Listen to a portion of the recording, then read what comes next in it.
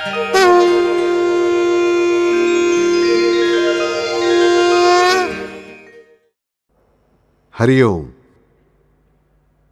श्री कृष्ण के नाम स्मरण में हम निरंतर आगे बढ़ रहे हैं। हम में से अनेकों ने मेरे कहे अनुसार श्री कृष्ण का चरित्र पढ़ना शुरू किया है।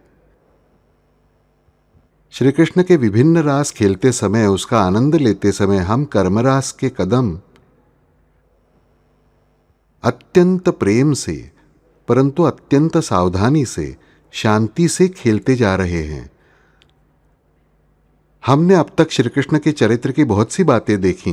कर्मरास में हमने सुदामदेव की कहानी देखी, हमने द्रौपदी की कहानी देखी, हमने अर्जुन की कहानी देखी।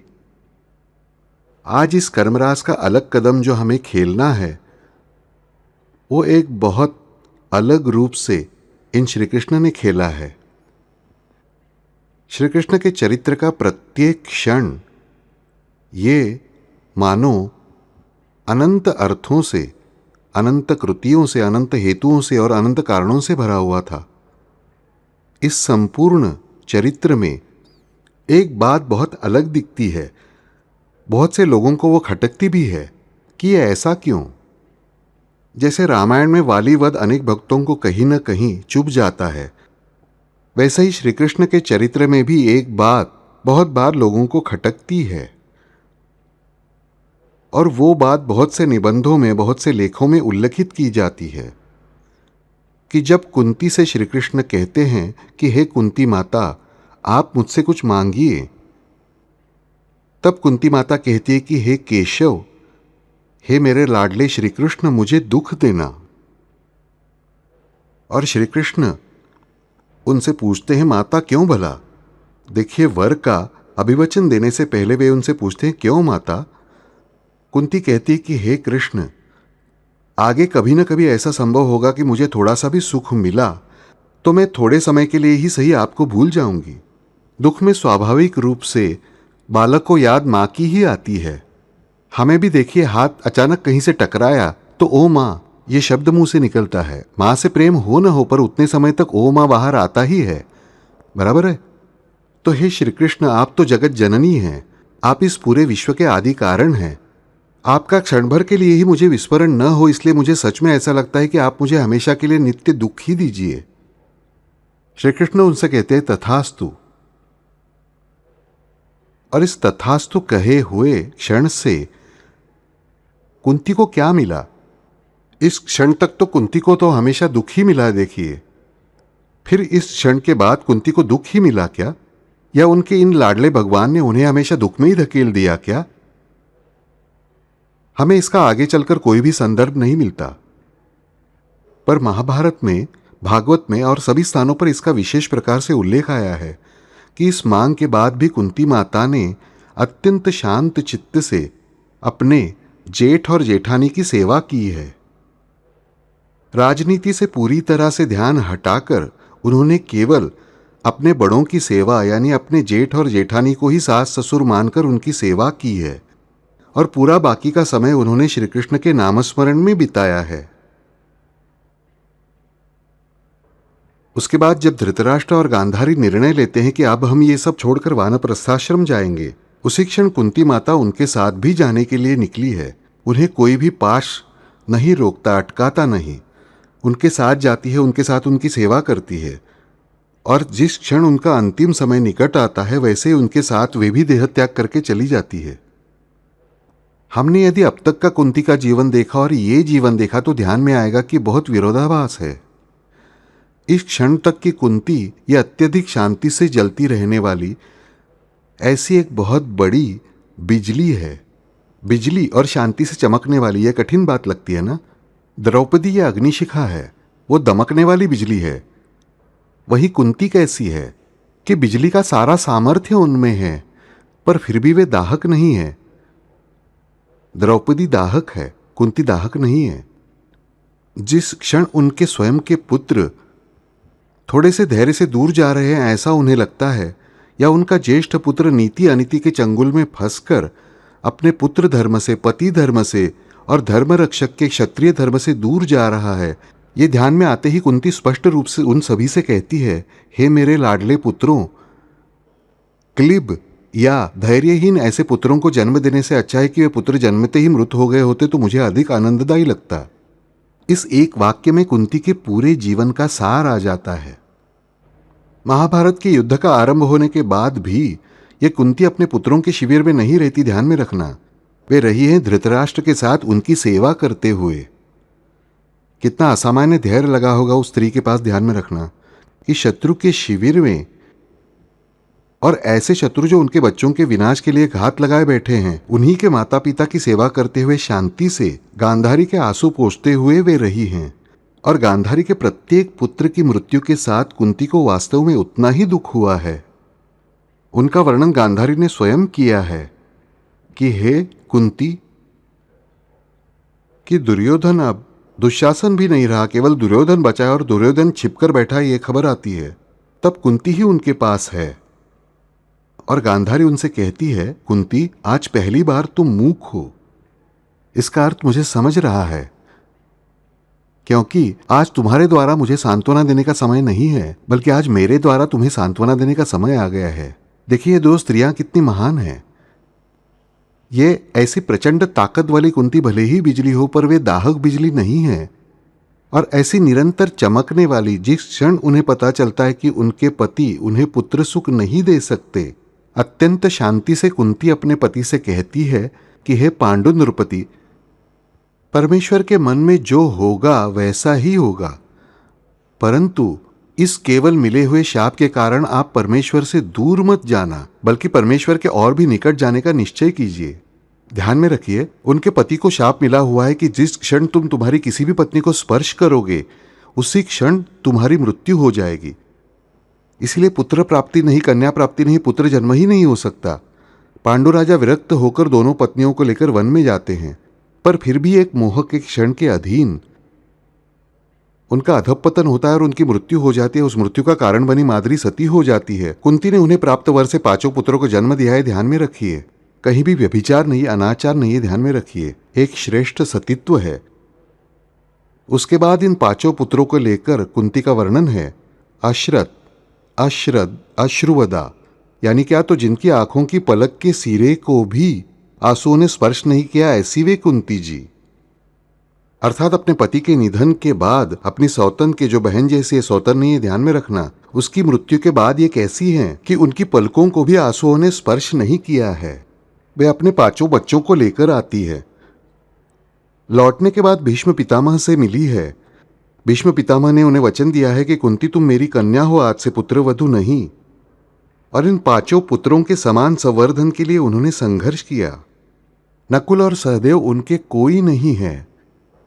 लौकिक अर्थ में देखें तो वे उनके सौतेले बेटे भी नहीं हैं, क्योंकि माद्री को वे अश्विनी कुमारों द्वारा हुए हैं। यानी किसी भी तरह संबंध न होते हुए भी अपने पति के धर्मपुत्र, अपनी सौतन के पुत्र मेरे ही पुत्र हैं, ऐसा मानकर उन्होंने सबसे अधिक प्रेम सहदेव से किया। उनके साथ वे वन भी भटकी है, ध्यान में रखना। द्रौपदी को हर बार बैलेंस करने का काम इन कुंती ने किया है।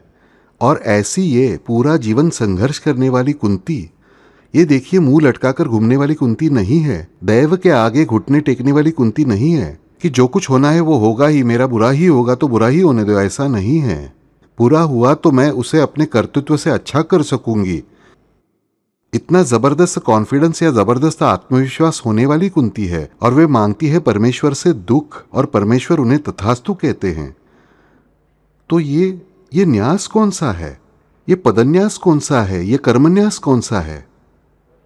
तो यहां ध्यान में रखना है कि जो बात हमने साईं बाबा के चरित्र में एक बार देखी थी, कि जब भगवान राव कुलकर्णी को पादुकाएं प्राप्त होती है साईं बाबा से, भगवान राव कुलकर्णी के ध्यान में आता है कि अब बाबा देह त्याग कर चले जाएंगे। ये अनन्य भक्त हैं। ये बाबा से पूछते हैं, बाबा जब आप देह त्याग करेंगे उसके बाद भक्त आपको कहाँ खोजे? बाबा ने दिया हुआ उत्तर अत्यंत सुंदर है। भगवान राव को भग्या कहते थे बाबा। अरे भग्या, जहां जहां आनंद है वहां वहां मैं हूं, ऐसा समझना। भगवान राव को बुरा लगता है। भगवान राव कहते हैं, बाबा जहां आनंद है वहां आप होते थे, फिर जहां दुख है वहां क्या है? बाबा ने उत्तर दिया, जहां मैं हूं वहां दुख हो ही नहीं सकता। ध्यान में रखना, कितना सुंदर उत्तर है। तद्विधि प्रणिपातेन परिप्रश्नेन सेवया उपदेक्षन्ति ते ज्ञानम ज्ञानिनस्तत्वदर्शिनः। कि जब अपने गुरु की सेवा प्रति प्रश्न पूछकर उनकी सेवा करके शिष्य पूछता है, तब ज्ञानी और तत्वदर्शी ऐसे गुरु उसका अज्ञान दूर करते हैं। यहां भगवान राव को इतना ज्ञान प्राप्त हुआ पहली बार कि जहां आनंद है वहां साईं बाबा है। उन्होंने उसी क्षण दूसरा प्रश्न स्वयं के लिए नहीं पूछा, बल्कि अन्य भक्तों के लिए पूछा, जो दीन दुखी है उनके लिए पूछा। उसी क्षण उनका अज्ञान दूर हुआ कि जहां मैं हूं वहां दुख हो ही नहीं सकता। जहां श्री कृष्ण का नामस्मरण निरंतर चल रहा है वहां दुख कैसा और सुख कैसा। जहां निरंतर उजाला है वहां अंधेरा नहीं है और उजाला भी नहीं है। जहां निरंतर अंधकार है वहां अंधकार भी नहीं है और उजाला भी नहीं है। उजाला और अंधकार ये विरोधी प्रतिमाएं, ध्यान में रखना, ये महत्वपूर्ण बात है। इसलिए जिस स्थान पर श्री कृष्ण का नामस्मरण निरंतर चल रहा है, श्री कृष्ण का स्मरण निरंतर हो रहा है, वहां दुख देने वाला हारेगा, दुख भोगने वाला नहीं हारेगा। ध्यान में रखना, यह पहली महत्वपूर्ण बात। और दूसरी महत्वपूर्ण बात है, जहां इतना अखंडित नामस्मरण है वहां दुख का नामो निशान भी नहीं हो सकता। और उस समय लिखी हुई महत्वपूर्ण बात ध्यान में रखिए कि जैसे देवकी को पूर्वजन्म में वचन दिया था श्री कृष्ण ने कि मैं आपकी कोख से जन्म लूंगा, वैसे ही कुंती माता को उन्होंने वचन दिया है कि हे कुंती माता, इसके बाद जब मैं अवतार लूंगा तब मेरा श्रेष्ठ भक्त आपकी कोख से जन्म लेगा और आपकी सेवा कर रहा होगा, तब मैं आपके पुत्र को दर्शन दूंगा। और हे माता, हे कुंती माता, ध्यान में रखिए कि आपके पुत्र के लिए भले ही मैं वहां दाखिल हुआ, फिर भी युगों युगों तक मैं खड़ा रहूंगा और आपके पुत्र का ही नाम अखंड गूंजता रहेगा। हम सभी जानते हैं कि उसके बाद का अवतार यानी पांडुरंग, पुंडलिक की माता ये ही कुंती और पुंडलिक के पिता ये ही राजा पंडु माने जाते हैं। इन कुंती के पुत्र के लिए ही वे प्रकट हुए, क्योंकि कुंती का सारा जीवन उनके पुत्रों के लिए ही व्यतीत हुआ है। ये ध्यान में रखने योग्य बात है कि कुंती को दिया हुआ वचन श्री कृष्ण ने निभाकर उनके पुत्र को और माता को दोनों को भी अजर अमर कर दिया। आज पुंडलिक की हमें सिर्फ एक कथा पता होती है कि माता के पैर दबाते समय प्रत्यक्ष परब्रह्म द्वार पर आए, फिर भी उन्होंने एक ईंट फेंक कर कहा, इस ईंट पर खड़े हो जाओ, और उनके लिए वो सावले परब्रह्म खड़े रहे युगों युगों तक। युगे 28 विटेवरी उभा, ये 28 युगों से इस ईंट पर खड़े पांडुरंग जिन पुंडलिक के लिए आए, वे पुंडलिक जिनकी सेवा कर रहे थे, वे माता कुंती है। ये ध्यान में रखना, ये कुंती का सुख है। जहां परमेश्वर का नामस्मरण निरंतर चल रहा है वहां भले ही भक्त ने दुख मांगे, फिर भी उसे दुख नहीं दिया जाता, क्योंकि कृष्ण ये जगतगुरु तत्व है। कृष्णम वंदे जगतगुरुम। और हमने समय समय पर देखा है कि जगतगुरु तत्व कैसा होता है, सदगुरु तत्व कैसा होता है कि आप जो मांगेंगे वो वे नहीं देते। इसीलिए उनकी तुलना कल्पवृक्ष से नहीं की जाती, क्योंकि कल्पवृक्ष से आप जो मांगेंगे वही मिलता है। कल्पवृक्ष के नीचे बैठकर आप कहेंगे कि मुझे सांप आकर काटेगा, तो सांप आकर आपको काटेगा। कामधेनु से आपने मांगा कि मुझे जहर चाहिए, कामधेनु आपको जहर देगी। चिंतामणि से आपने मांगा कि मुझे अब भूत आकर खा जाए, तो आपको भूत आकर खाएगा। पर अचिंत्य दानी ये सदगुरु, गुरु आप सोच भी नहीं सकते ऐसी वस्तु आपको दे सकते हैं। अचिंत्य दानी ये सदगुरु। तो कृष्णम वंदे जगत गुरुम, ये बात ऐसी है कि भक्त चाहे कुछ भी मांगे, फिर भी उस मांग का रूपांतरण किसमें करना है, यही सदगुरु तत्व को भलीभांति ज्ञात होता है।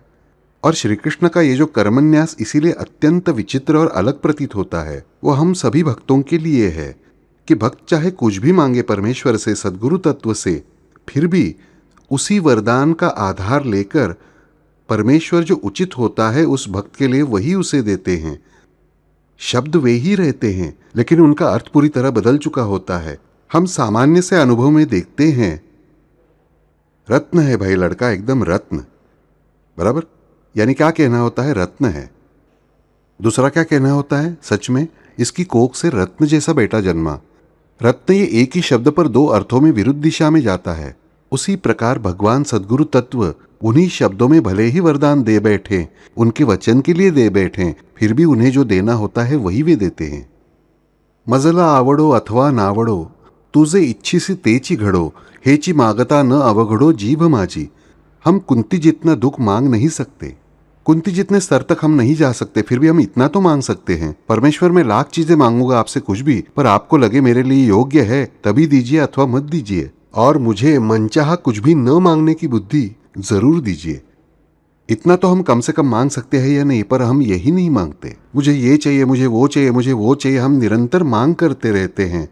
और फिर परमेश्वर को जो देना है वो प्राप्त होते समय भी जो मुझे नहीं मिला है मैं उसी को पकड़ कर बैठता हूं।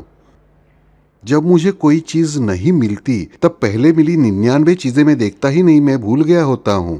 और जो चीज मुझे नहीं मिली है उसी चीज के लिए मैं अपने भाग्य को, अपने कर्म को, अपने अहंकार को और उन भगवान को दोष देता रहता हूं।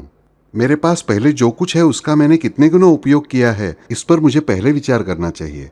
कुछ समय पहले मैंने सबसे पूछा था कि मुझे अध्यात्म में प्रगति करनी है, ऐसा हर एक को लगता है। मुझे अपना मन सामर्थ्यवान बनाना है, ऐसा सबको लगता है। मैंने एक बार पूछा था, मन सामर्थ्य करने वाली एक बड़ी बात समर्थ रामदास जी ने दी है, मनाचे श्लोक। उस दिन मैंने पूछा था किस किस ने मनाचे श्लोक पढ़े, हाथ ऊपर उठाइए। आज मैं फिर 3.5 महीने बाद यही प्रश्न पूछता हूँ कि रामदास जी के मनाचे श्लोक किस किस ने पढ़े हैं। पूरे एक बार तो वो हाथ ऊपर उठाएं।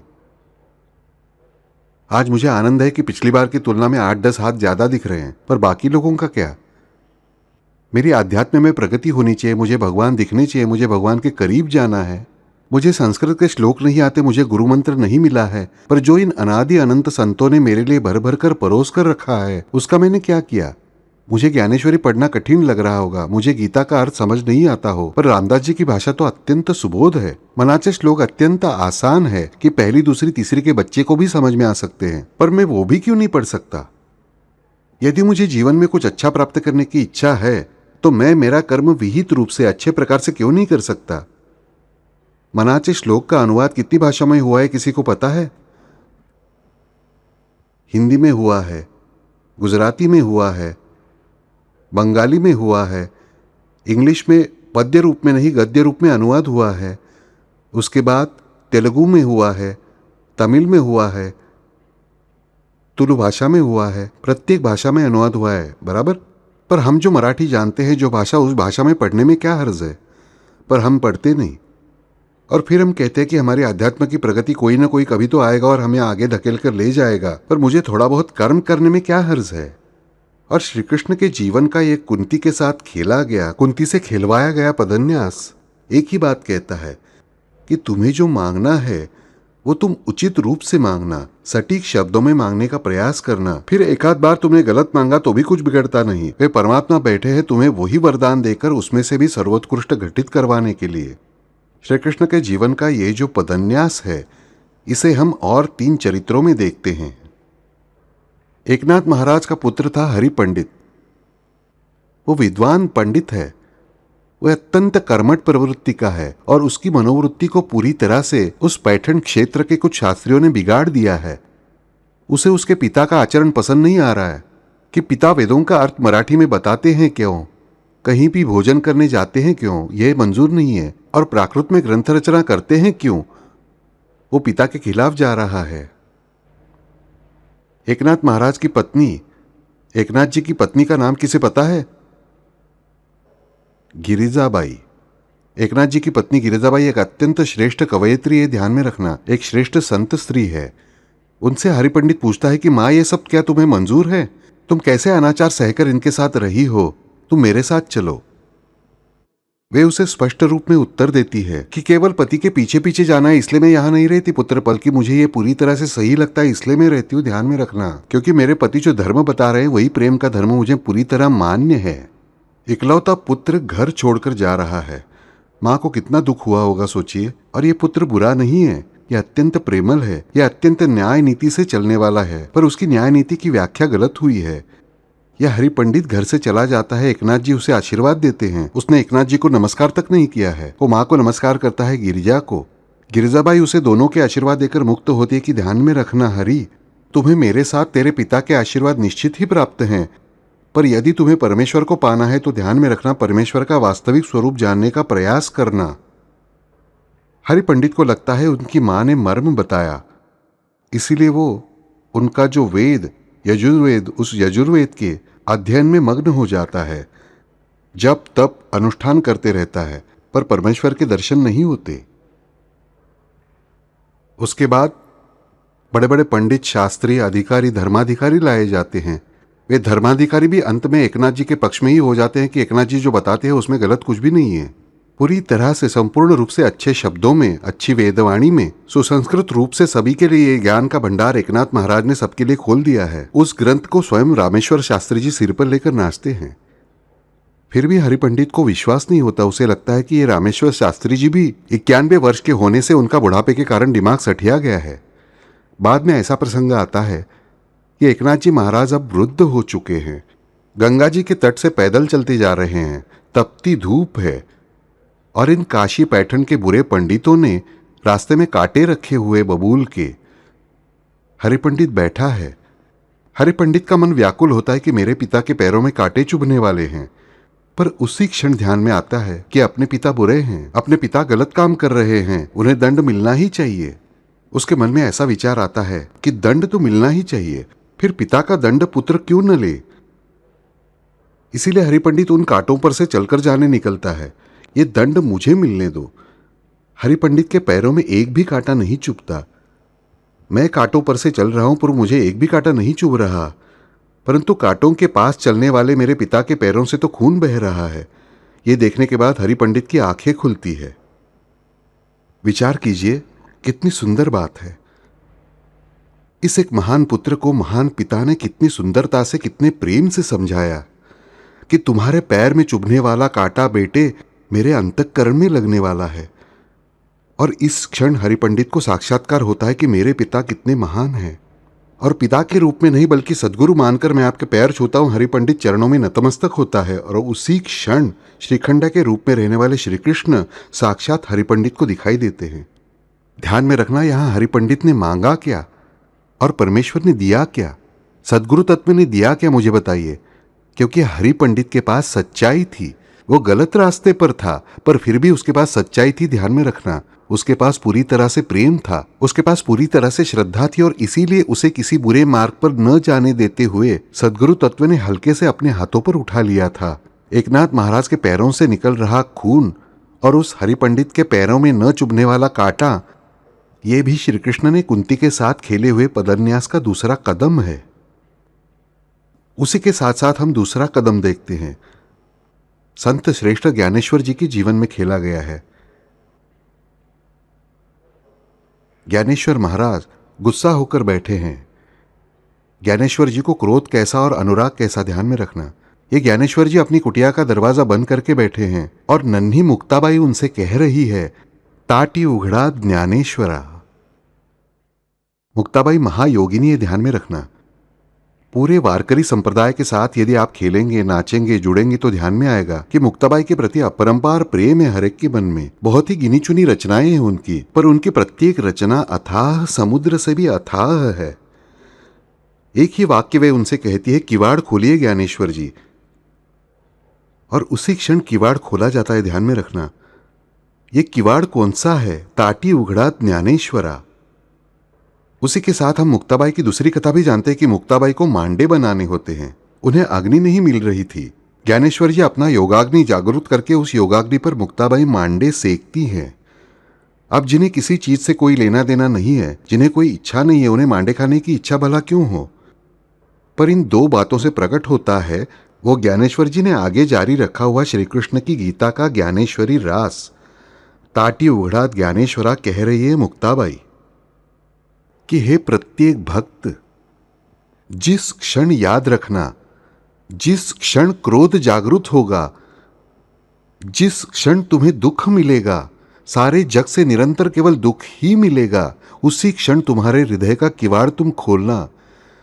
तुम्हारे हृदय के किवाड़ तुम खुले रखना, बंद मत करना, क्योंकि बंद हृदय दुख झेल नहीं पाता और खुले हृदय को कभी दुख महसूस नहीं होता। जब मैं दुख से हृदय बंद करके रखता हूं तब मेरे हृदय पर दुख का बोझ बढ़ता जाता है। जब मैं अपने हृदय को खुला रखता हूं तब दुख कब आया और कब गया पता ही नहीं चलता मुझे। मेरे घर में यदि धुआं हो रहा हो तो मैं दोनों तरफ की खिड़कियां खोलता हूं। यदि मैं खिड़कियां बंद कर लूं तो होने वाला धुआं और भी जमा होता जाएगा। ताटी उघड़ा ज्ञानेश्वरा, यह अत्यंत सुंदर बात मुक्ताबाई ने बताई। और ये जो योगाग्नि है शरीर में स्थित, उस योगाग्नि का सभी संकटों पर मात देने के लिए हम उपयोग कर सकते हैं, आसानी से उपयोग कर सकते हैं। ये बात मुक्ताबाई ने ही दिखाई है। कि प्रत्येक योगी के शरीर में रहने वाला योगाग्नि, हमने योगाग्नि का उदाहरण देखा था नरसिंह ये नाम देखते समय, ये जो योगाग्नि है, इस योगाग्नि में ही प्रत्येक भक्त को स्वयं को जलाना होता है, ध्यान में रखना। और शंकर जी जो शमशान में बैठे हैं, वे जहां हम शव जलाते हैं उस शमशान में नहीं बैठे हैं। हम सब शमशान जाने के बाद सबसे पहले शंकर जी को नमस्कार करते हैं, मुख से राम राम कहते हैं, ताकि भूत आकर मुझे पकड़ न ले। इसलिए शंकर जी का प्रेम उसमें बहुत कम होता है, राम जी से प्रेम बहुत कम होता है। वैसे तो राम जी का नाम न लेने वाले लोग भी शव यात्रा में जय राम सीताराम कहते हुए जाते हैं। शमशान में स्थित शंकर जी ये हमने किया हुआ एक विकृतिकरण है। शमशान में स्थित शंकर जी यानी जहां लोगों को जला जाता है वहां स्थित शंकर जी नहीं, बल्कि स्वयं की ही योगाग्नि में जब मनुष्य स्वयं को जला लेता है, स्वयं के षड रिपुओं को जब जलाता है, इन 6 रिपुओं के नरमुंडों की जो मालाएं हैं उन्हें इन शंकर जी ने अपने गले में धारण किया है। इसलिए शंकर जी के गले में 6 नरमुंड होते हैं। ये 6 नरमुंड यानी प्रत्येक मनुष्य के मन में होने वाले षड विकार हैं, और इन षड विकारों का शमशान इस योगाग्नि में ही होता है, बाकी अन्य किसी भी स्थान में नहीं होता। और ये जो योगाग्नि है, इस योगाग्नि का जो शमशान है, उस शमशान का जो धात्रा है, वे कौन है? शंकर जी हैं। और ये ही शंकर जी निवृत्तिनाथ जी के रूप में ज्ञानेश्वर जी के गुरु हैं, इसे मत भूलिए। इसी शमशान में स्थित शंकर जी निवृत्तिनाथ जी के रूप में ज्ञानेश्वर जी के गुरु हैं, और इसी कारण ज्ञानेश्वर जी का योगाग्नि प्रकट हुआ है बाह्य रूप में भी, इन मुक्ताबाई के मन के मांडों को विकसित करने के लिए। षड रिपुओं से मुझे जो मुक्ति प्राप्त करनी होती है, उस मुक्ति के मांडे केवल इस योगाग्नि द्वारा ही मुझे मिल सकते हैं। और यहां हमें कर्मरास यही दिखाई देता है कि प्राप्त हुआ दुख, प्राप्त हुए कष्ट, मैं उन्हीं का परिवर्तन अच्छी चीजों में कैसे परमेश्वर की शक्ति से, सद्गुरु के आशीर्वाद से कर सकता हूं, क्योंकि ज्ञानेश्वर जी मुक्ताबाई के गुरु हैं। ये दूसरा पदन्यास हमने देखा इस चरित्र में। तीसरा पदन्यास रामदास स्वामी जी ने खेला। रामदास स्वामी जी और कल्याण स्वामी जी की कथा हमें पता है। कल्याण स्वामी जी से रामदास स्वामी जी ने कहा कि पेड़ पर चढ़ो और शाखा तोड़ो। नीचे कुआं है, बड़ा गहरा कुआं है, और शाखा कैसे तोड़नी है? तो उल्टा बैठना है शाखा पर। मान लीजिए ये पेड़ है और ऐसी शाखा है, तुम्हें तोड़ना है तो इस तरफ मत बैठना, यहां बैठना, यानी शाखा टूटने पर तुम गिर जाओगे कुएं में। पर यह वाक्य रामदास जी नहीं कहते। कोई भी शिष्य तैयार नहीं होता इस टहनी को तोड़ने के लिए। हिम्मत केवल अकेले कल्याण में होती है। कल्याण जी कहते हैं, तोड़ता हूं गुरुवर। लेते हैं और हसिया चलाना शुरू करते हैं। जिस जिस क्षण शाखा टूटने का वक्त आता है उसी क्षण फिर से शाखा उगती है। यहां भी गुरु परीक्षा ले रहे, ध्यान में रखना। शाखा फिर से उगती है, इसलिए कल्याण स्वामी जी शाखा तोड़ना बंद नहीं करते कि चलो अब छूट गया, बाबा वाक्यम प्रमाणम, सहूलियत से लाभ उठाना। गुरु द्वारा बताई गई शाखा तोड़ दी, फिर से उगाई, अब वे अपना देख ले, मैं उतरता हूं झट से। यह वृत्ति नहीं है। गुरु ने कहा शाखा तोड़ो, फिर से उगाई उनके कारण, पर मेरा काम तोड़ना है, मैं तोड़ूंगा ही। हसिया लेकर कल्याण स्वामी जी लगातार तोड़ते रहते हैं और निरंतर वो टहनी फिर से उगती रहती है। और बाद में एक क्षण ऐसा आता है कि कड़कड़ाती आवाज से टहनी अब गिर ही गई। ऐसा लगता है सभी भक्त, सभी शिष्य, अक्षरशः आधे लोग भाग गए हैं। आधे बचे हुए रामदास स्वामी जी के सामने कैसा हमने गुरु किया इस विचार से खड़े हैं, और गिने चुने 2-3 लोगों का कल्याण जी के लिए दिल भर आता है। शाखा टूटती है, शाखा कुएं में गिरती है, पर कल्याण स्वामी जी कुएं में नहीं गिरते। कल्याण स्वामी जी धीरे से उसी पेड़ के ठीक नीचे खड़े रामदास स्वामी जी के हाथों में आ जाते हैं। ये ध्यान में रखने जैसी बात है कि गुरु ने जो बताया है वो शब्दशः जब मैं करता हूं, यह गुरु का अर्थ सदगुरु है। नहीं तो गुरु कहेंगे अपना घर बार बेच दो और मुझे सब लाकर दो, और गुरु उस पैसे से खुद का घर बनाने वाले होंगे, तो ध्यान में रखना उस गुरु को लात मारने में भी आपको कोई हर्ज नहीं है, क्योंकि वो सदगुरु है ही नहीं। वो चालाक है, वो ढोंगी है, वो आपको लूटने बैठा है। यह महत्वपूर्ण बात ध्यान में रखिए। तो यहाँ सदगुरु ने जो मांगा, उस मांग में रामदास जी के सदगुरु तत्व का पहले ही एहसास हो चुका था, सिद्ध हो चुका था। ये बात ध्यान में रखिए। नहीं तो भोले भाविकों को कोई भी ठगने के लिए तैयार रहता है, ऐसी बात कभी भी नहीं होनी चाहिए। पर यहाँ कल्याण स्वामी जी ने हर बार शाखा नहीं उगती गई, फिर भी मुझे मरना ही है ये वृत्ति नहीं रखी, मुझे जीवित ही रहना है ये भी वृत्ति नहीं रखी। जो कुछ होगा वो आपकी इच्छा के अनुसार, मजला आवड़ो अथवा ना आवड़ो, ये कर्मन्यास है।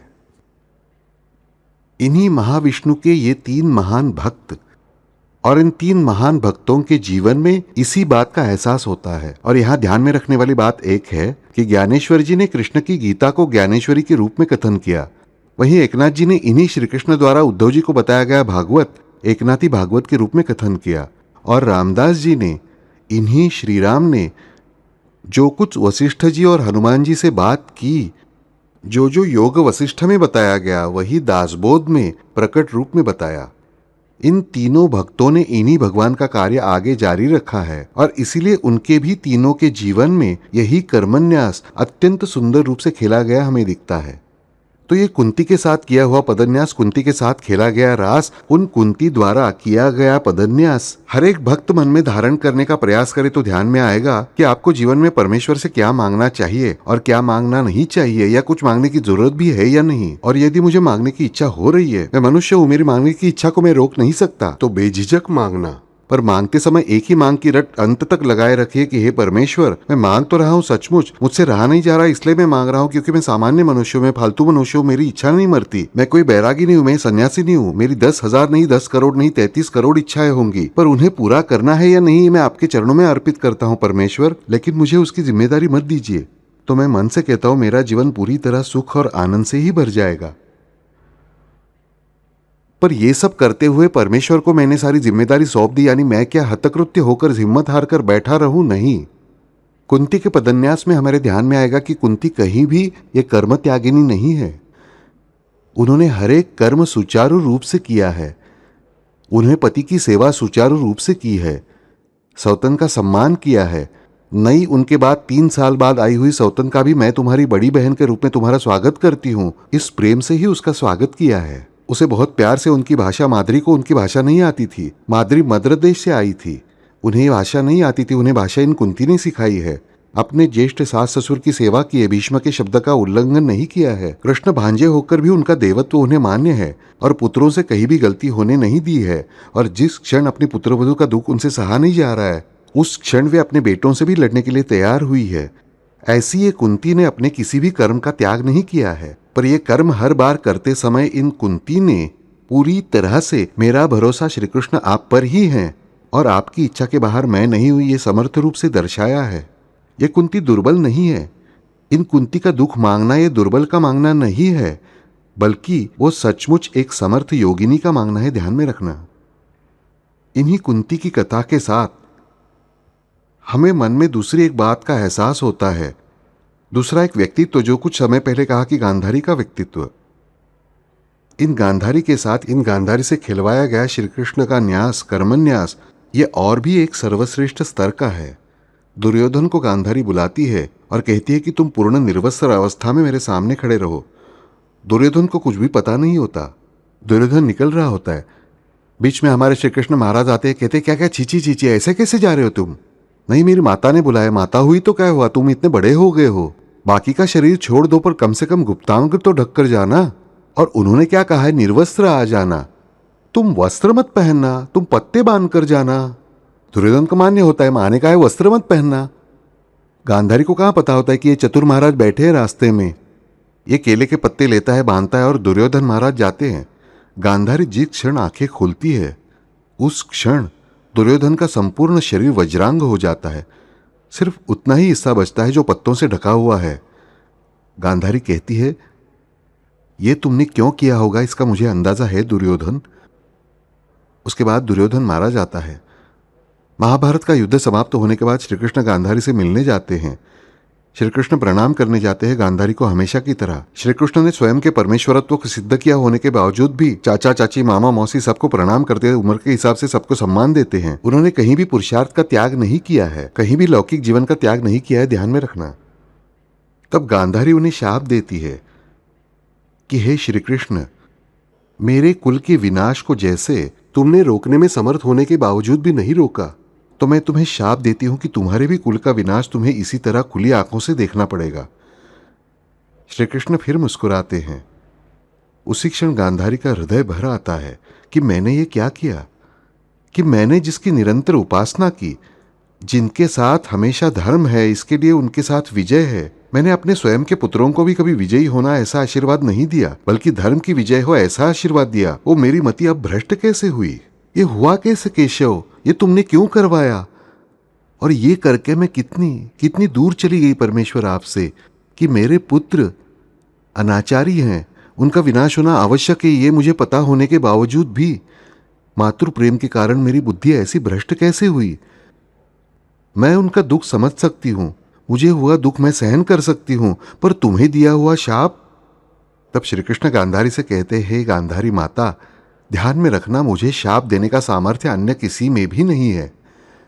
तुम्हारे जितनी पति निष्ठा, तुम्हारे जितनी सत्य निष्ठा, जो खुद के सारे पुत्र नष्ट हो जाए तो भी चलेगा, पर सत्य की हार नहीं होनी चाहिए। इसलिए आपने कभी अपने पुत्रों का आशीर्वाद नहीं दिया, इसे ध्यान में रखिए माता, और इसीलिए आप ही सिर्फ मुझे शाप दे सकती हैं, क्योंकि मुझे मेरे इस लोक को छोड़ने से पहले संपूर्ण यदुकुल का विनाश करना होगा, अन्यथा ये यदुकुल उन्मत्त होकर फिर से दूसरे कौरव उत्पन्न होंगे, और ये शाप सिर्फ माता मैं आप ही से स्वीकार कर सकता हूं, क्योंकि ये विनाश मैं कर नहीं सकता। क्योंकि अंततः हमने देखा है कि सब कुछ करके भी अलिप्त रहने की इन श्री कृष्ण की वृत्ति है। और गांधारी से कहते हैं, गांधारी, इस क्षण भी तुमने मेरी भक्ति ही की है। जैसी मेरी भक्ति कैकेयी माता ने की, वही मेरी भक्ति गांधारी तुमने आज की है, कि मेरे ही कार्य के लिए सभी लोकापवाद सहकर कैकेयी ने मुझे जैसे वनवास भेजा, वैसा ही गांधारी माता मेरे कुल का विनाश का शाप देकर तुमने मेरा ही कार्य किया है, और इसीलिए तुमने मेरी ही भक्ति की है। देखिए, श्री कृष्ण की यह संपूर्ण कथा कितना सौंदर्य दिखा जाती है कि इस क्षण हम सामान्य रूप से मानवीय स्तर पर विचार करते हैं, वे सचमुच एक भक्त हैं। उन्होंने अपने मातृत्व के दुख से उन परमेश्वर को शाप दिया है, अपने प्रिय व्यक्ति को, आदरणीय व्यक्ति को शाप दिया है, उस शाप से उन्हें दुख हुआ है, पर समझाने का तरीका कितना सुंदर है। देखिए, यहाँ देवत्व भी श्री कृष्ण बीच में नहीं लाते। सामान्य मनुष्य ऐसे श्री कृष्ण, सामान्य स्त्री ऐसी गांधारी के बात करने के बाद श्री कृष्ण उनसे कहते हैं कि ये मेरी ही इच्छा के अनुसार हुआ, मैंने करवाया इसलिए हुआ, इसका दोष तुम्हें न होकर उल्टे तुमने पाप के बजाय पुण्य ही किया है, क्योंकि तुमने सारे लोकापवाद मेरे लिए सहकर तुमने मेरा कार्य किया है। यहाँ श्री कृष्ण परमात्मा, श्री कृष्ण भगवान फिर दुनिया को यही दिखा रहे हैं कि तुम मुझे भले ही शाप दो, यदि तुम मेरे मन से भक्त हो, तुम मुझे मन से प्रेम करते हो, तो ध्यान में रखना, तुम्हारा शाप भी मुझे शिरोधार्य है। और दूसरी बात यह कि वो शाप मेरी ही इच्छा के अनुसार होता है। इसका अर्थ ये नहीं है कि मेरा जरा सा काम नहीं हुआ तो मैंने भगवान की फोटो ली और पैरों तले कुचल डाली और कहा कि मैं गांधारी बन गया। नहीं, उसके लिए गांधारी जैसा व्रत लेना पड़ता है, पूरी आंखों पर पट्टी बांधकर रहने का। 100 के 100 पुत्र मर जाएं तो भी चलेगा, पर अधर्म की विजय नहीं होनी चाहिए, ये वृत्ति हमारे मन में होनी चाहिए। तो फिर मैं भगवान को शाप देने का विचार कर सकता हूँ, बल्कि भगवान मुझसे शाप स्वीकारने के लिए हाथ जोड़कर आगे खड़े मिलते हैं। हमारे इस सनातन वैदिक धर्म में आश्चर्य है तो यही है कि परमेश्वर कैसे हैं, तो भक्त लांछन है। भक्त द्वारा मारी गई लात भी छाती पर प्रेम से अजरामर रूप से सजाने वाले हैं। भक्तों की सेवा के लिए श्रीखंडिया बनकर उनके घर कपड़ा बर्तन धोने वाले, पानी भरने वाले, ध्यान में रखिए, वे अहंकारी नहीं है। परमेश्वर में अहंकार बिल्कुल नहीं है। उनके पास प्रेम है सिर्फ भक्तों के लिए, अत्यंत बुरे से बुरे भक्त के लिए भी, पापियों में पापी भक्त के लिए भी उनके पास प्रेम है।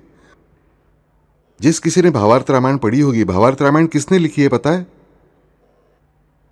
एकनाथ महाराज ने लिखी है। भावार्थ रामायण एकनाथ महाराज द्वारा लिखा गया अत्यंत सुंदर ग्रंथ है, ध्यान में रखना। और इसमें सिर्फ अध्यात्म नहीं बल्कि सच में बहुत अच्छी बातें हैं, मन को आनंद देने वाली बातें हैं, अत्यंत रसपूर्ण। भावार्थ रामायण में वाली और श्रीराम का संवाद जो कोई पढ़ेगा, उस मनुष्य की समझ में आएगा कि यह परमेश्वरी तत्व क्या है, इन परमेश्वर का भक्त के साथ रहने वाला नाता कैसा है। इतना सुंदर संवाद भक्त और भगवान के बीच का कहीं भी नहीं मिलेगा। ध्यान में रखना, मन से कहता हूं कि जो भावार्थ रामायण में वाली और श्रीराम के बीच हुआ है, वाली का वध श्रीराम ने किया है, ध्यान में रखना, पर फिर भी उसके बाद हुआ वो संवाद सच में हम हरेक को बहुत बड़ा मार्ग दिखाने वाला है। तो इस तरह श्री कृष्ण ने गांधारी के साथ खेलकर गांधारी से खेलवाया हुआ ये दूसरा पदन्यास यही दिखाता है कि भक्त परमेश्वर को कितना प्रिय होता है और सद्गुरु तत्व अपने लाडले शिष्यों से, अपने लाडले भक्तों से कितना अंधा प्रेम करता है, ध्यान में रखना। और उस प्रेम को मुझे स्वीकारना पड़ता है। सद्गुरु का उनके सभी भक्तों से एक जैसा प्रेम रहता है। अच्छे से अच्छे अत्यंत पुण्यवान मनुष्य से जितना प्रेम है, उतना ही उनका प्रेम पापियों में पापी से भी होता है। जो उनके स्तुति सुमन गाता है उससे जितना प्रेम है, उतना ही उनका प्रेम उन्हें जो गालियां देता है ना, उससे भी होता है। पर फिर फर्क कहाँ होता है कि ये जो प्रेम है सद्गुरु का, ये जो परमेश्वरी तत्व का, परब्रह्म का प्रेम है कि जो अच्छे मार्ग पर है उसके उन्नयन के लिए वो उपयोग में लाया जाता है, वहीं जो पापी है उसके पाप नष्ट करने के लिए उपयोग में लाया जाता है। यानी जैसे मुझ पर यदि 100 रुपए कर्ज है तो मुझे परमेश्वर ने 100 रुपए दिए तो 100 रुपए कर्ज मैंने चुका दिया, मेरे पास जमा कुछ भी नहीं रहा। यदि मुझ पर कर्ज नहीं होगा, मैंने अपनी मेहनत से कर्ज चुकाया, तो परमेश्वर मुझे जो 100 रुपए देने वाले हैं वे मेरे पास बाकी रहने वाले हैं। मैं 100 रुपए से अमीर होने वाला हूँ। हम बहुत से जगहों पर लोग देखते हैं कि हम इतनी भक्ति करते पर हमें फल नहीं मिलता, क्योंकि आपने की हुई भक्ति पहली बात तो काम में होती है। मुझे ये मिले इसलिए मैं ये भक्ति करता हूँ, वो मिले इसलिए वो भक्ति करता हूँ। कुल देवता की पूजा क्यों करते हैं? कोई अनिष्ट न हो इसलिए। विवाह कार्य में विघ्न न आए इसलिए। गणपति जी को सबसे पहले पूजना क्यों है? विघ्ननाशक है इसलिए। गणपति जी घर आए, शाम को गणपति जी विसर्जन करके आए कि तुरंत थैली लेकर मार्केट जाते हैं मछली और मटन लाने के लिए। गणपति जी जाते कब है मेरे घर से? और मैं जैसे 2 दिन कुछ खाया नहीं तो मेरा सब कुछ हार ही जाने वाला है। यानी इसका अर्थ मैं गणपति जी के आने की नहीं तो जाने की प्रतीक्षा करता हूं। फिर वे गणपति जी मुझ पर प्रसन्न कैसे होंगे कि 2 दिन भी मेरी जीभ पर कंट्रोल नहीं है। किसी दिन घर में प्याज लहसुन का भोजन नहीं पकाना है, फिर हम उसे आपद धर्म बनाते हैं। घर के बाहर तबेले में भोजन बनाते हैं प्याज लहसुन का, वहां बैठकर भोजन करते हैं। ये भला कैसा न्याय? परमेश्वर की इतनी छोटी बातों का भी मैं पालन नहीं कर सकता। फिर और उसके बावजूद भी परमेश्वर का प्रेम यदि मुझे प्राप्त हो रहा है, उसे प्राप्त करके भी मैं उपयोग कैसे करूंगा अपने भले के लिए? वो काम आने वाला है सभी तुमने की हुई अनिष्ट बातें दूर करने के लिए। और फिर मेरे हाथ अंत में कुछ भी नहीं जमा रहता। हाथ में रेत लेकर बैठ जाएं और मुट्ठी खुली रखें, आई हुई हवा के साथ रेत उड़ जाती है, अंत में कुछ भी नहीं बचता हाथ में। ऐसे हम हरेक की स्थिति हुई मैं देखता हूं। और इसीलिए ध्यान में रखना, परमेश्वर का प्रेम किसी से कम या ज्यादा नहीं होता। ध्यान में रखना, हरेक से समान रूप से सदगुरु प्रेम करते हैं, सचमुच मनपूर्वक समान रूप से। उन्हें गालियां देने वाले से भी उतना ही प्रेम होता है और जितना उनकी स्तुति करने वालों से है, प्रश्न ग्रहण करने वाले का है। अनंत हस्ते कमला कराने, देता घेशिल किति 2 कराने। पर परमेश्वर आपको 2 हाथ देते हैं, उसी के साथ आपकी क्षमता या आप खुद पर ही निर्भर होती है, क्योंकि उतनी स्वतंत्रता परमेश्वर ने दी हुई होती है बुद्धि देकर। क्या अच्छा है, क्या बुरा है, परमेश्वर को क्या पसंद आने वाला है, क्या न पसंद आने वाला है, ये मुझे पता होना चाहिए। हम रामदास जी की कथा पढ़ते हैं, पर कल्याण स्वामी जी की कथा पढ़ते समय हम उन्होंने किया हुआ आज्ञा पालन नहीं देखते कि चाहे कुछ भी हो पर मैं आज्ञा भंग करने के लिए तैयार नहीं हूं। इसलिए वे कल्याण स्वामी जी बन गए, इसलिए उनका कल्याण हुआ, अजर अमर हुए, सभी भक्तों के लिए आदर्श बने। मैं कितने आदेश पालता हूं, मैं कितनी बातें अपने मन में उतारता हूं, यह प्रश्न मुझे खुद से पूछना चाहिए। मुझ पर संकट आए तो मैं परमेश्वर के चरणों की ओर दौड़ता हूं, पर जो परमेश्वर द्वारा बनाए गए मार्ग हैं, इन विभिन्न संतों ने जो बताया है, वो मैं क्यों नहीं सुन सकता, वो मैं क्यों नहीं कर सकता? यदि मैं अपने मन से ये पूछूं तो मुझे लगता है मेरे बहुत से प्रश्न अपने आप सुलझ जाएंगे। मुझे उसके लिए परमेश्वर की चोटी पकड़ने का मार्ग नहीं अपनाना पड़ेगा, मुझे विभिन्न प्रकार के व्रत करते नहीं रहना पड़ेगा, और इतने व्रत करके भी मुझे अंततः कुछ भी नहीं मिला, यह प्रश्न भी मेरे मन में उत्पन्न नहीं होगा, क्योंकि परमेश्वर ने मुझे सब कुछ दिया होता है। आप कहेंगे डॉक्टर आपके लिए बोलना आसान है, किसी घर में वास्तव में बच्चों को नौकरी नहीं है, माता पिता बूढ़े हो गए हैं, नौकरी न होने के कारण घर में खाने को दाना पानी कुछ भी नहीं है, फिर ऐसे क्षण क्या करेंगे? नौकरी मांगनी चाहिए ना? जरूर मांगिए, जरूर नौकरी मांगिए परमेश्वर से। परमेश्वर आपको निश्चित ही नौकरी देंगे, पर उसी के साथ आपने अपनी कैपेसिटी पूर्ण रूप से उपयोग में लाई है क्या, ये देखिए। मुझे नौकरी नहीं मिली इसलिए मैं दूसरा कुछ नहीं कर सकता क्या? या अगर मैं अब एमएससी हुआ तो मुझे तुरंत बॉस ही बनना चाहिए, कि मैंने अब मैनेजमेंट का कोर्स किया है तो मुझे अब मैनेजर ही बनना चाहिए इसी क्षण? यदि मेरे माता पिता भूखे रह रहे हैं तो मुझे अहंकार किस लिए चाहिए कि मैं मैनेजर ही बनूंगा? फिर इस अहंकार को मैं क्यों नहीं त्याग सकता अपने माता पिता के लिए, कि मुझे जब मैनेजर की नौकरी मिलेगी तब मिलेगी, तब तक ट्यूशन करूंगा, आगे कोई क्लार्क की नौकरी करूंगा, पर मेरे माता पिता को भूखा नहीं मरने दूंगा। ये यदि वृत्ति मुझ में होगी तो परमेश्वर तत्काल मेरी पुकार का जवाब देंगे, ध्यान में रखना। पर मैं नहीं, माता पिता मरते हैं तो मरने दो, वैसे भी वो बूढ़े हो चुके हैं, पर मैं मेरे पद से नीचे का पद नहीं स्वीकार करूंगा। इस मार्ग को मैं क्यों स्वीकारता हूं, इस मार्ग को मैं क्यों अपनाता हूं? क्योंकि मेरा अहंकार मुझसे गया नहीं होता, मैं सिर्फ परमेश्वर से मांगने का आदी हो चुका होता हूं। यह महत्वपूर्ण बात ध्यान में रखिए। पर परमेश्वर से मांगते समय मैंने मेरे परमेश्वर द्वारा ऑलरेडी दी हुई चीजें जो हैं, उनका कितना उपयोग किया, इस पर मुझे ध्यान देना चाहिए। और परमेश्वर ने इन 3 बातों के माध्यम से श्री कृष्ण ने यही दिखा दिया है कि हर एक ने अपना अपना कर्म ठीक से किया है, उसी क्षण श्री कृष्ण आपके साथ कर्मन्यास खेलने के लिए तैयार हुए हैं। उसके बाद तीसरी कथा श्री कृष्ण के जीवन में आती है, वो धृतराष्ट्र के संदर्भ में। धृतराष्ट्र जैसे जन्मांध हैं वैसे ही कर्मांध भी हैं। उनकी बुद्धि भी अंधी हो गई है। संपूर्ण गीता सुन रहे हैं, संपूर्ण महाभारत की प्रत्येक बात वे सुन रहे हैं, फिर भी उनके मन में कहीं भी श्री कृष्ण के प्रति प्रेम उत्पन्न नहीं होता। विराट रूप के दर्शन का साक्षात वर्णन संजय ने इन धृतराष्ट्र के लिए किया है। इतना सुनने के बाद धृतराष्ट्र को कहीं भी नहीं लगता कि इस युद्ध को इसी क्षण रोक दिया जाए।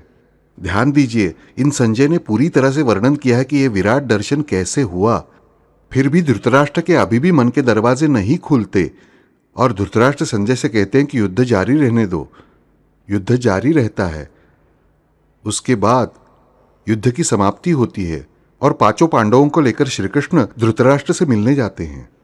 युधिष्ठिर अपने हमेशा के धर्म के अनुसार धृतराष्ट्र से कहने जाते हैं कि आप राजा बन जाइए और हम सभी आपके सेवक बनकर रहेंगे। श्री कृष्ण कहते रुक जाओ, ऐसा कुछ मत करो। योग्य मार्ग दिखाते हैं क्योंकि धृतराष्ट्र की बुद्धि अभी भी अंधी है, ये वे पूरी तरह जानते हैं। उसके बाद धर्मराज गले मिलने जाते हैं। उसके बाद भीम आगे बढ़ते हैं। भीम के आगे बढ़ते क्षण ही श्री कृष्ण ने पुतला बनवाया होता है। भीम का ही पुतला, फौलाद का पुतला, ठोस पुतला, और भीम के बजाय हूबहू बनाया हुआ पुतला श्री कृष्ण भगवान आगे कर देते हैं और धृतराष्ट्र उसे गले लगाते हैं। धृतराष्ट्र के पास एक महत्वपूर्ण बात होती है कि 1008 हाथियों का बल धृतराष्ट्र में है, वहीं सिर्फ 108 हाथियों का बल भीम में है। और ऐसे भीम को यदि उसने गले लगाया होता तो क्या बुरी हालत हुई होती, गौर कीजिए। और गले लगाने के लिए धृतराष्ट्र इतने जोर से उसे आलिंगन देते और जोर से दबाते हैं कि वो फौलाद का पुतला ढीला ढीला हो जाता है, पूरी तरह पिलपिला हो जाता है। और उसी क्षण भीम के ध्यान में आता है कि मेरे लिए इनके मन में कितना गुस्सा और क्रोध है। उसी क्षण धृतराष्ट्र की असलियत प्रकट होती है। भीम तो मरा ही नहीं, पर मैं असहाय हुआ और मेरी असलियत खुल गई। उसी क्षण श्री कृष्ण भगवान धृतराष्ट्र से कहते हैं कि हे धृतराष्ट्र, अब तो नीति का मार्ग स्वीकार करो। अब तो, यह अब तो वाक्य बहुत महत्वपूर्ण है कि उनके सभी पुत्रों की मृत्यु के बाद भी श्री कृष्ण ने बताया है कि अब तो तुम्हारे पुत्र भी गए, तुम्हारा ऐश्वर्य भी गया, तुम्हारा राज्यपद भी गया, सब गया। इतना ही नहीं, आखिरी बची हुई तुम्हारी आबरू भी गई, तुम्हारा पितृभाव भी गया। ये तुम्हारे भाई के अनाथ बच्चे हैं, उनकी ओर तुम अभी भी बुरी वृत्ति से देख रहे हो तुम्हारे पुत्रों के मरने के बाद भी। अभी तो, अब तो धृतराष्ट्र तुम नीति के मार्ग का अवलंबन करो। ये अब तो, ये जो शब्द है ना इस महाभारत में होने वाला, ये बहुत बड़ा पदन्यास है कि अब तो मेरे जीवन में कई मुश्किलें आती हैं, कई बातें मुझसे दूर चली जाती हैं, पर फिर भी मैं अब तो सुनने के लिए तैयार नहीं होता। मुझसे कहाँ गलती हुई, इसकी न्यून भावना मनुष्य को स्वीकारनी नहीं चाहिए, पर कहाँ गलती हुई और कहाँ गलती हो सकती है इसका ठीक से विचार करना चाहिए। कि धृतराष्ट्र की तरह अंधा होकर नहीं चलेगा। अंधापन होना चाहिए तो गांधारी जैसा होना चाहिए, स्वेच्छा से स्वीकार किया हुआ पर न्याय करने वाला। अब तो धृतराष्ट्र तुम नीति के मार्ग का अवलंबन करो। ये अब तो मेरे मन के धृतराष्ट्र को मुझे बताना पड़ता है। उम्र 50 हो गई है, वजन अनुचित रूप से बढ़ा हुआ होता है और मैं अपने आप से कहता हूं मैं कितना कम खाता हूं या मैं कितनी कम खाती हूं, फिर भी मेरा वजन कम नहीं होता। झूठ होता है, ये ध्यान में रखना। हमें पता होता है मैं 8 दिन कम खाता हूं या कम खाती हूं, 9वें दिन कहीं ना कहीं उपमा, कुछ तो इडली, कुछ तो चीज खाई हुई होती है।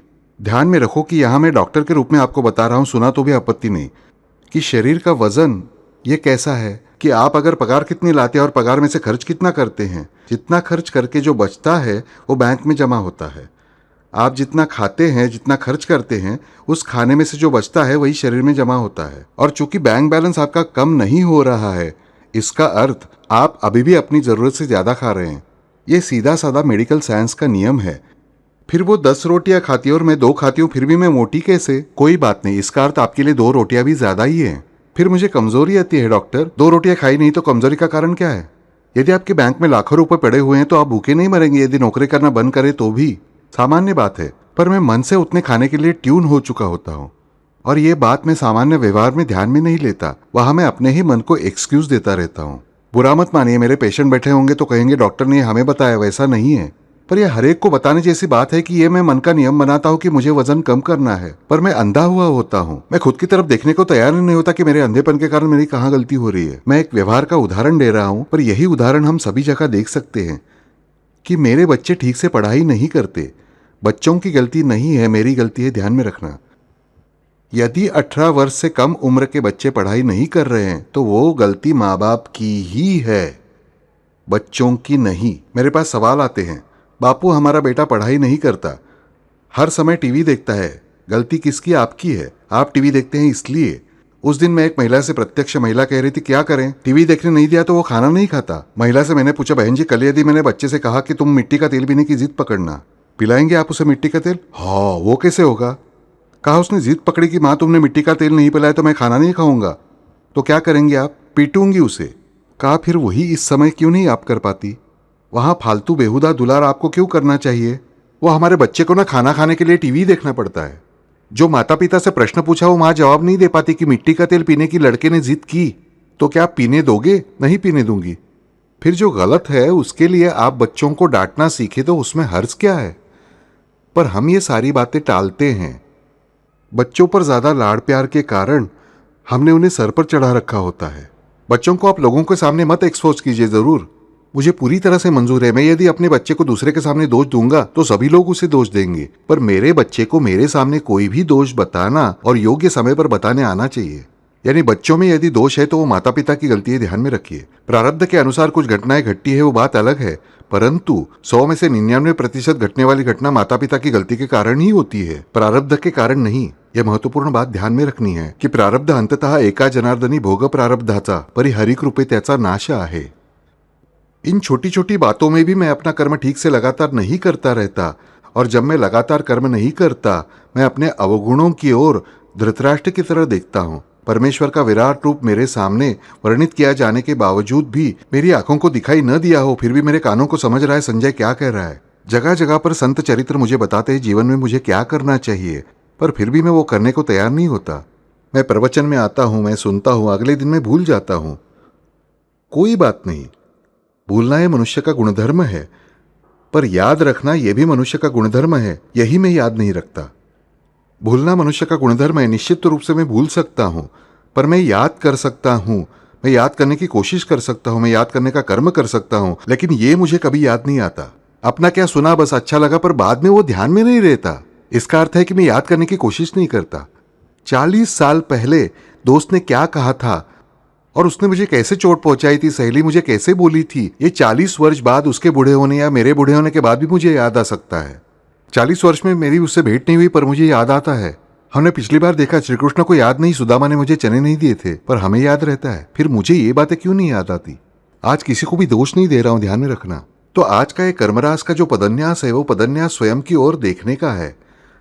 हमने इन चारों उदाहरणों में यही देखा, कुंती हो, धृतराष्ट्र हो, गांधारी हो, या ये जो हमने 3 संत देखे और चौथा उदाहरण भी, इस हरेक में हमने देखा कि हरिपंडित ने अपनी गलती देखी। मुझसे गलती कहां हो रही है ये वो निरंतर देख रहा है। वो अपनी माता से बात कर रहा है और वो अपने मार्ग पर नीति से बर्ताव करने का प्रयास कर रहा है। ज्ञानेश्वर जी से मुक्ताबाई कह रहे कि आपने गलती की है, आप किवाड़ बंद करके मत बैठिए, ज्ञानेश्वर जी किवाड़ खोलिए। और ज्ञानेश्वर जी उनकी सुन रहे हैं। वो उचित बताई गई बात, वो कहीं से भी बताई गई हो, मैं सुन रहा हूं, वो अच्छी तरह से मैं स्वीकार कर रहा हूं और उन दरवाजों को मैं बंद नहीं रखता। श्री कृष्ण के कर्मन्यास का, कर्मरास का एक सुंदर कदम है कि मुझे धृतराष्ट्र नहीं बनना है, मुझे हरिपंडित नहीं बनना है, मुझे गांधारी की शापमोचन परिस्थिति में नहीं जाना है। तो मुझे इन सबके पदन्यास से एक ही सीखना है, मैं मेरा हर एक कर्म अच्छी तरह से करूंगा, परमेश्वर को साक्षी रखकर करूंगा, और उसी समय सब करते हुए मैं मेरी तरफ धृतराष्ट्र की तरह नहीं देखूंगा, बल्कि मैं मेरी तरफ गांधारी की नजर से देखूंगा, कुंती की नजर से देखूंगा, मुक्ताबाई की नजर से देखूंगा। श्री कृष्ण के इस कर्मन्यास को वास्तव में सुंदर तरीके से अत्यंत आसान शब्दों में रखा है समर्थ रामदास जी ने अपने मनाचे श्लोक में। कैसे व्यवहार करना और कैसे नहीं करना चाहिए, क्या करना चाहिए और क्या नहीं करना चाहिए, ये मुझे बड़े बड़े शब्दों में न बताकर अत्यंत आसान शब्दों में इन मनाचे श्लोक में रामदास जी ने वर्णन किया है। आज हमें याद करना है, स्मरण करना है, जाप करना है, ये रामदास जी का करना है, क्योंकि आज का दिन ही कल्याण स्वामी जी और रामदास स्वामी जी की कथा का दिन है।